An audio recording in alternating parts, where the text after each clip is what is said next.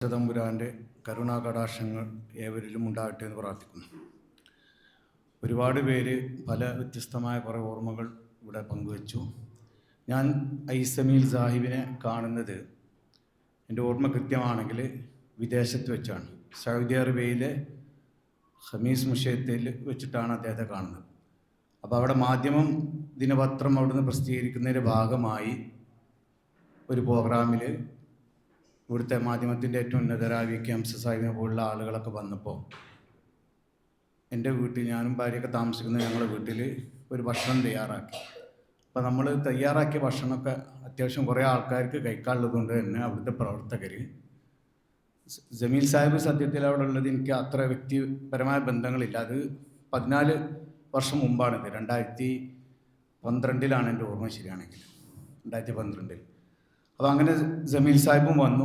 പക്ഷെ ആളകത്ത് വീട്ടിലേക്ക് കയറി വരുന്നത് തൊട്ട് തന്നെ ജമീൽ സാഹിബിൻ്റെ ഒരു ബോഡി ലാംഗ്വേജ് എന്ന് പറയുമ്പോൾ ഒരു വ്യത്യസ്തമാണ്. വളരെ യാതൊരുവിധ ജാടകളൊന്നും ഇല്ലാതെ വളരെ ചിരിച്ച് തമാശയൊക്കെ പറഞ്ഞു വന്ന് വളരെ വിസ്തരിച്ച് ഭക്ഷണമൊക്കെ കഴിച്ച് തിരിച്ചു പോകുക. പിന്നെ അവിടുന്ന് അങ്ങോട്ടാണ് ഈ ബന്ധങ്ങൾ ആരംഭിക്കുന്നതൊക്കെ.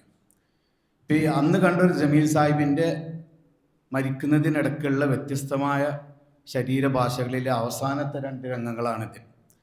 പിന്നീട് അവിടുന്ന് പോയി കുറച്ച് ആ തമാശയും കളിയും ചെറിയെന്നൊക്കെ മാറി ജമീൽ സാഹിബ് ഇതപ്പോൾ ഈ നീല ഷർട്ടിട്ട് കാണുന്ന ആ കളി ഷർട്ടിട്ട് ആ ഒരു അവസ്ഥയിലുണ്ടായിരുന്നു കുറേ കാലം. അങ്ങനെ ഇപ്പം ഏറ്റവും ഒടുവിലായിട്ട് ഞാൻ കഴിഞ്ഞ എനിക്ക് തോന്നുന്നു 2 വർഷമായിരിക്കാം ഒരു പക്ഷേ, ഇതൊക്കെ ഒരു കണക്കൂട്ടൽ അനുമാനങ്ങളാണ്. ജമീൽ സാഹിബ് ആളാകെ മാറിപ്പോയിട്ടുണ്ട്. എന്തോ ഒരു ഉൾവലിയൽ, അതൊരു പക്ഷേ പലവിധ വ്യത്യസ്തമായ കാരണങ്ങളുണ്ടാവും. അതിപ്പോൾ ജമീൽ അഹമ്മദ്, ബിൻസി, ഹിക്മത്തുള്ള സാഹിബ്, ഇങ്ങനെ നമ്മളെ മജീബ് സാഹിബ്, ഇവർക്കൊക്കെ കൂടുതൽ അറിയാം. അത് നമുക്കതിനെക്കുറിച്ച് ഇപ്പോൾ ഇവിടെ ചർച്ചയിൽ പ്രസക്തിയില്ല.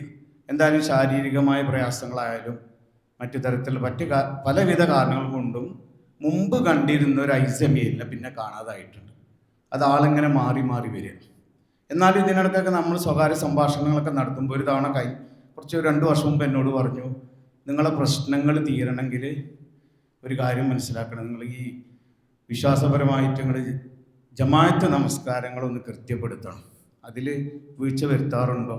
അങ്ങനെയാണെങ്കിൽ അത് മാറ്റേണ്ടതുണ്ട്. നിങ്ങൾ ജമാഅത്ത് നിസ്കാരത്തിലൊന്ന് കണിശത പുലർത്തി നോക്കി, നിങ്ങളെ ഒരുവിധ പ്രശ്നങ്ങളൊക്കെ തീർന്നു കിട്ടുന്നതാണ്.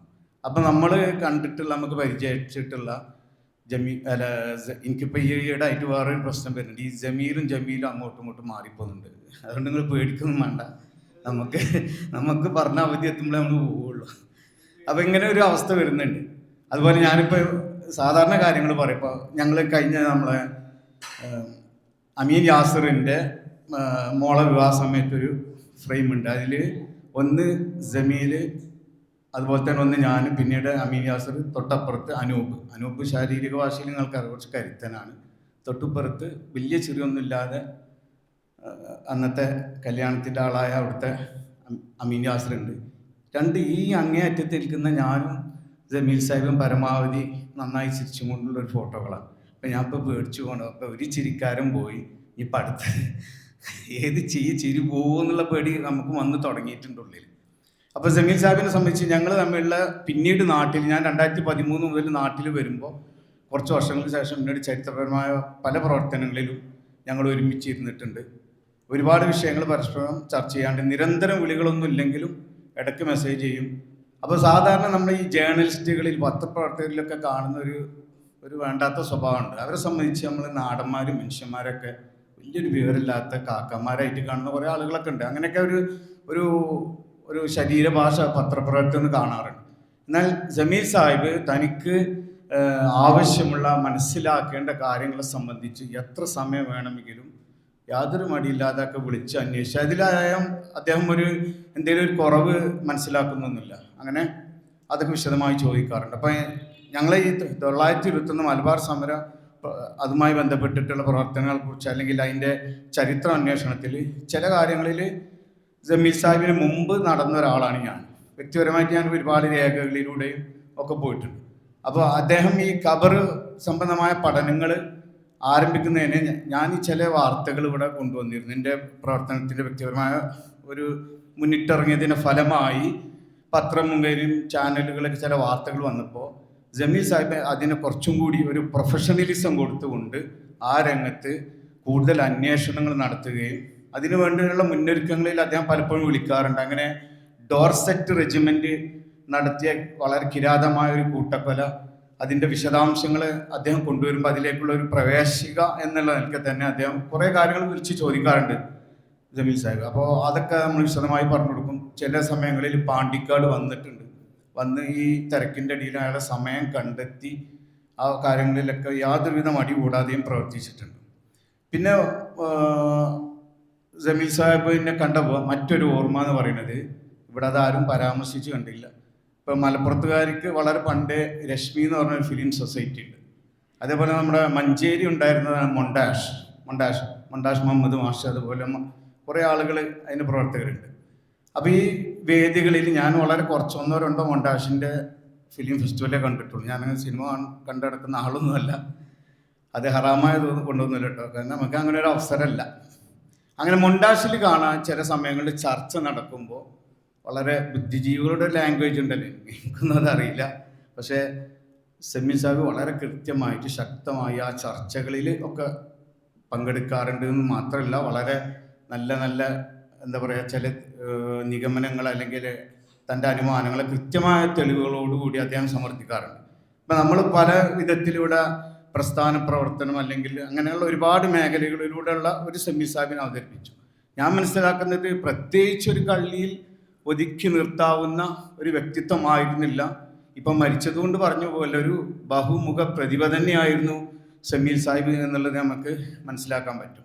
തൻ്റെ ഒരുപാട് പരിമിതികളൊക്കെ അദ്ദേഹം നേരത്തെ ബിൻസി പറഞ്ഞ പോലെ അതിനൊക്കെ അയാൾ ഒരു വില കൊടുക്കാതെ തന്നെ ഇത്തരം പ്രശ്നങ്ങളെയും പ്രയാസങ്ങളൊക്കെ സഹയാത്രികനാവുമ്പോഴും അതിനൊന്നും വകവെക്കാതെ അന്വേഷണത്തോടുകൂടി ഒരു വിഷയം പഠിക്കാൻ ഒരുപാട് സമയമെടുത്ത് അതിൻ്റെ ഡോക്യുമെൻറ്റേഷനുകൾ. ഇപ്പോൾ കഴിഞ്ഞ വർഷം 2025 ആലി മുസ്ലിയാരുടെ ചരമ രക്തസാക്ഷിത്വ ദിനത്തോടനുബന്ധിച്ച് ഞാനൊരു ചെറിയ എന്തോ ഒരു കാര്യം ഇട്ടപ്പോൾ എന്നെ പേഴ്സണലായിട്ട് പറഞ്ഞു, ഞാനിത് ഫേസ്ബുക്കിൽ കൊടുക്കുന്നുണ്ട്, നിങ്ങളെ മെൻഷൻ ചെയ്യുന്നതാണെന്നും പറഞ്ഞു. അപ്പോൾ അത്ര നമ്മൾ പലപ്പോഴും വലിയൊരു സംഗതിയായി കണ്ടിട്ടില്ലെങ്കിൽ പോലും അതിനെ പ്രോത്സാഹിപ്പിക്കാനും നമുക്ക് ആവശ്യമായിട്ടുള്ള തരത്തിലുള്ള ഒരു പ്രോത്സാഹനം കിട്ടുക എന്നുള്ളത് നല്ല കാര്യമാണ്. അപ്പോൾ അത് എപ്പോഴും തരാൻ അദ്ദേഹം ശ്രദ്ധിക്കാറുണ്ട്. പിന്നെ ഞാനും സെമീൽ സാഹിബ്, ജമീൽ അഹമ്മദി, കുമ്മത്തുള്ള ഞങ്ങളൊക്കെ ചേർന്നിട്ടുള്ള ഒരു സംസ്ഥാന തലത്തിൽ തന്നെയുള്ള ഒരു ചരിത്ര ബോഡിയുണ്ട്. അത് ഇസ്ലാമിക പ്രസ്ഥാനത്തിൻ്റെ കേന്ദ്ര ലെവലിൻ്റെ ഒരു കേരള ഘടകമാണ്.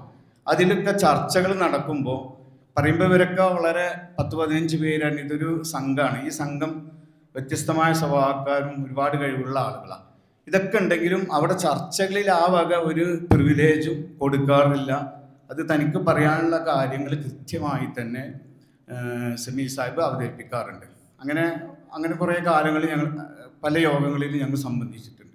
ഇനി സെമീൽ സാഹിബുമായി ബന്ധപ്പെട്ട് പറയുമ്പോൾ നമ്മളെ ഈ വ്യക്തികളോടുള്ള ചില പെരുമാറ്റ രീതികളിലൊക്കെ തന്നെ ഇപ്പം നേരത്തെ പറഞ്ഞു, ഇങ്ങനെ തമാശയൊക്കെ ആണെങ്കിലും കൂടി നേരത്തെ ഞാൻ ഒരല്പസമയം മുമ്പ് പറഞ്ഞ പോലെ നമ്മളെ വ്യക്തി ജീവിതത്തിനെ ബാധിക്കുന്ന ചില വിഷയങ്ങളിൽ അദ്ദേഹം നമ്മളെ സ്വകാര്യമായി തന്നെ നമ്മളോടൊക്കെ പറയാൻ മനസ്സിലാക്കി തരാൻ ശ്രമിച്ചിട്ടുണ്ട് എന്നുള്ളതാണ്.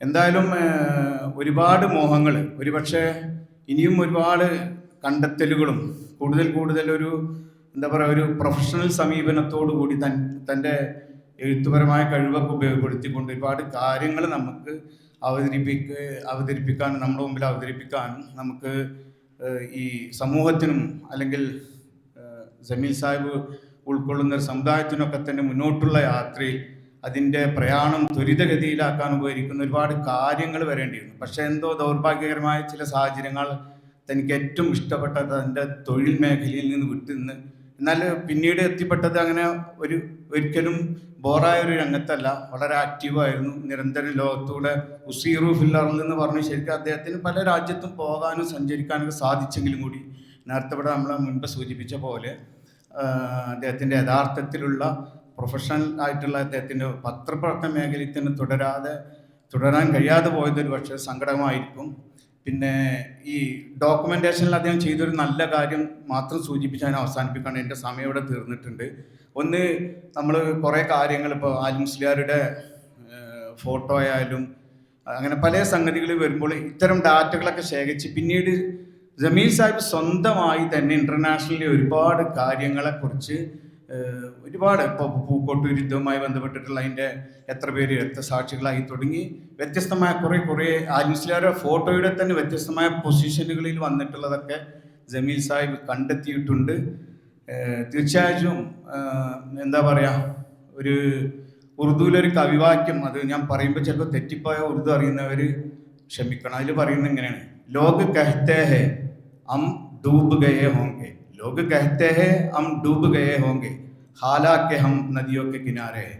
അവിടുത്തെ ചില ഗ്രാമർ മാറ്റിയ ജമീൽ സാഹിബും പറയുന്നുണ്ടാവും, ലോക് കഹത്തെ ഹെ may ഡൂബ് Gaye ഹോങ്കെ ഹാലാക്കെ may Malappuram Valiyangadi may രഹത്തെ എന്നുള്ള അർത്ഥത്തിൽ രക്തസാക്ഷികളുടെ എന്താ പറയുക ഓർമ്മകൾ ഉള്ള ആ മണ്ണിൽ, ആ പച്ച മണ്ണിൽ ലയിച്ചു ചേർന്നു എന്ന് മാത്രം ഓർമ്മിച്ചുകൊണ്ട് സർവശക്തൻ്റെ എല്ലാ കരുണയും അനുഗ്രഹങ്ങളും ജമീലിന് മേലുണ്ടാകട്ടെ എന്ന് പ്രാർത്ഥിച്ചുകൊണ്ട് ഞാൻ അവസാനിപ്പിക്കുന്നു.